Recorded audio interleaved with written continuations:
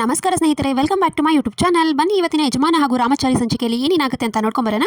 ಅದಕ್ಕೂ ಮುಂಚೆ ಯಾರೇ ನನ್ನ ಚಾನಲ್ನ ಸಬ್ಸ್ಕ್ರೈಬ್ ಮಾಡದೆ ನೋಡ್ತಾ ಇದ್ದೀರಾ, ಪ್ಲೀಸ್ ಸಬ್ಸ್ಕ್ರೈಬ್ ಮಾಡಿ, ಸಪೋರ್ಟ್ ಮಾಡಿ. ಇದು ಚಾರು ರಾಮಾಚಾರಿಗೆ ಟೀ ತಂದು ಕೊಡ್ತಾಳೆ. ಆಮೇಲೆ ಇಬ್ರು ಮಾತಾಡ್ತಾರೆ. ರಾಘುಗೆ ಪಾಪ ಈ ಥರ ಆಗಬಾರ್ದಾಗಿತ್ತು ಅಂತ ಎಲ್ಲ ಚಾರು ಹೇಳ್ತಿರ್ತಾಳೆ. ಅದೇನಾಗೋದಿಲ್ಲ, ಎಲ್ಲ ಒಳ್ಳೇದಾಗುತ್ತೆ ಮೇಡಮ್, ನೋಡಿ ಅವರಿಬ್ರು ಒಂದೇ ಆಗ್ತಾರೆ ಅಂತ ರಾಮಾಚಾರಿ ಹೇಳ್ತಾನೆ. ಅದೇಗೆ ನೀನು ಇಷ್ಟು ಕಾನ್ಫಿಡೆಂಟ್ ಆಗಿ ಹೇಳ್ತಾ ಇದೆಯಾ ಅಂತ ಚಾರು ಕೇಳ್ತಾಳೆ.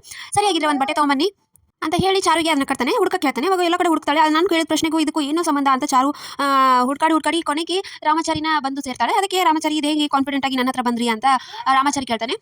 ಅದು ನೀನು ಉಸಿರಾಟ ನನಗೆ ಗೊತ್ತಾಯ್ತು, ಅದಕ್ಕೆ ಬಂದೆ ಅಂತ ಚಾರು ಹೇಳ್ತಾಳೆ. ಇದೇ ರೀತಿ ಚಾರು ಮನಸ್ಸು, ಜಾನ್ಸಿ ಮನಸ್ಸು ಇದಾಗಿರ್ಬೋದು, ಆದರೆ ಅವಳ ಹೃದಯ ಇನ್ನೂ ಕತ್ಲಾಗಿಲ್ಲ. ಸೊ ಅವರಿಬ್ರು ಒಂದಾಗೆ ಆಗ್ತಾರೆ ಅಂತ ರಾಮಾಚಾರಿ ಹೇಳ್ತಾನೆ. ಈ ಥರ ರಾಘು ಫುಲ್ ಖುಷಿಯಾಗಿ ರೆಡಿಯಾಗಿ ಹೊರಗಡೆ ಬರ್ತಾನೆ. ಏನಪ್ಪ ಇಷ್ಟೊಂದು ಖುಷಿ, ಏನಾಯಿತು ಅಂತ ಎಲ್ಲ ಮನೆಯವರಲ್ಲಿ ಕೇಳ್ತಾರೆ.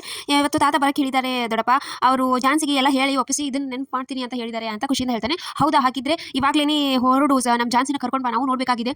ಆ ಸೀರೆ ತಂದುಕೊಡಿ, ಹೂವು ಹಣ್ಣು ಬಳೆ ಎಲ್ಲ ಕೊಟ್ಬಿಡು ಅಂತ ಅಜ್ಜಿ ಹೇಳ್ತಾಳೆ. ಸರಿ ಆಯಿತು ಅಂತ ಅದನ್ನೆಲ್ಲ ತಗೊಂಡು ರಾಘು ಅಲ್ಲಿಂದ ಹೊರಡ್ತಾನೆ.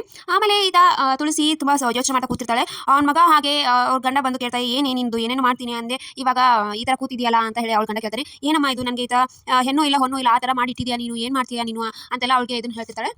ಆಮೇಲೆ ರಾಘು ತುಂಬ ಖುಷಿಯಿಂದ ತರುಣ್ ಜೊತೆ ಬೈಕಲ್ಲಿ ಹೊರಡ್ತಿರ್ತಾನೆ. ಅವಾಗ ರಾಮಾಚಾರಿ ರಾಘುಗೆ ಕಾಲ್ ಮಾಡ್ತಾನೆ. ಸಾರಿ ರಾಘು ಅವರೇ, ದುಃಖದಲ್ಲಿದ್ದಾಗ ನಿಮ್ಮ ಜೊತೆ ಎಲ್ಲ ಶೇರ್ ಮಾಡಿದೆ, ಇವಾಗ ಖುಷಿ ಇದ್ದಾಗ ನಿಮ್ಮ ಜೊತೆ ಶೇರ್ ಮಾಡೋಕ್ಕಾಗಿಲ್ಲ ಅಂತ ರಾಘು ಹೇಳ್ತಾನೆ ರಾಮಾಚಾರಿಗೆ. ಅದಕ್ಕೆ ಪರವಾಗಿಲ್ಲ, ಏನಾಯಿತು, ಎಲ್ಲ ಒಳ್ಳೇದಾಯ್ತಾ ಅಂತ ರಾಮಾಚಾರಿ ಕೇಳ್ತಾನೆ. ರಾಘು ಅವರೇ, ಹಿಂಗೆ ತಾತ ಬರಕ್ಕೆ ಹೇಳ್ತಾರೆ, ಅವ್ರಿಗೆಲ್ಲ ಹೇಳಿ ಒಪ್ಪಿಸಿ ಇದು ಮಾಡ್ತೇನೆ ಅಂತ. ಹೌದಾ, ಒಳ್ಳೇದಾಯ್ತು, ಖುಷಿಯಿಂದ ಇನ್ನು ನಿಮ್ಮಿಬ್ಬರು ಯಾರು ದೂರ ಮಾಡೋಕ್ಕಾಗೋದಿಲ್ಲ, ಖುಷಿಯಾಗಿ ಹೋಗಿ ಬನ್ನಿ ಅಂತ ಹೇಳ್ತಾನೆ. ಆಗ ತರುಣ್ಗೆ ರಾಘು ಹೇಳ್ತಾನೆ, ನೀನು ಇಲ್ಲೇ ಹೇಳಿದ್ ಬಿಡಪ್ಪ, ನಾನು ಬರುವಾಗ ಜಾನ್ಸಿ ಮೇಡಮ್ನ ಕರ್ಕೊಂಡ್ಬರ್ಬೇಕಲ್ವಾ, ಮತ್ತೆ ನೀನು ನಡು ಕೈಯಲ್ಲಿ ಕೈ ಬಿಟ್ಟಿದ್ಯಾ ಅಂತ ಅನ್ಬಾರ್ದು ಅಂತ ತರುಣ್ಗೆ ಹೇಳ್ತಾನೆ. ಆಯ್ತಪ್ಪ, ನಾನು ಜಾನ್ಸಿಗೆ ನಾನು ಅವ್ರ ಅನ್ನ ಇದ್ದೀನಿ ಅಂತ ನನ್ನ ಬಗ್ಗೆ ಏನು ಸ್ವಲ್ಪ ಹೇಳು ಅಂತ ತರುಣ್ ಹೇಳ್ತಾನೆ. ಸರಿ ಆಯಿತು ಅಂತ ರಾಘು ಅಲ್ಲಿಂದ ಒಬ್ಬನೇ ಹೋಗ್ತಾನೆ. ಆಮೇಲೆ ಜಾನ್ಸಿ ಬಂದು ಅವ್ರ ಅಮ್ಮನ ಫೋಟೋ ನೋಡ್ತಾ ನಿಂತಿರ್ತಾಳೆ. ಅವಾಗ ತಾತ ಬಂದು ಹೇಳ್ತಾನೆ, ನಿಮ್ಮ ಅಮ್ಮನಷ್ಟು ಪ್ರೀತಿ ಮಾಡೋರು ಇನ್ನೊಬ್ರು ನಿನ್ನ ಲೈಫಲ್ಲಿ ಇದ್ದಾರೆ, ಅದನ್ನೆಲ್ಲ ಹೇಳ್ತೀನಿ ಸಂಜೆವರೆಗೂ ಕಾಯಿ ಅಂತ ತಾತ ಜಾನ್ಸಿ ಹೇಳ್ತಾನೆ. ಅನಿಕಾ ಪಲ್ಲವಿಗೆ ನನಗೆ ಏನಾದರೂ ಸ್ವೀಟ್ ಮಾಡ್ಕೊಡು ಇವತ್ತು, ಪಲ್ಲವಿ ನಿನ್ನ ಕೈಯಾರೆ ಅಂತ ಖುಷಿಯಿಂದ ಹೇಳ್ತಿರ್ತಾಳೆ. ಅಷ್ಟರಲ್ಲಿ ಮನೆಯವರೆಲ್ಲ ಬಂದು, ಏನಮ್ಮ ಏನೋ ವಿಚಿತ್ರವಾಗಿ ಆಡ್ತಾ ಇದೆಯಾ, ಇವತ್ತು ಯಾಕೆ ಸ್ವೀಟು ಅಂತ ಎಲ್ಲ ಅವ್ರ ಅಮ್ಮ ಅಪ್ಪ ಕೇಳ್ತಾರೆ.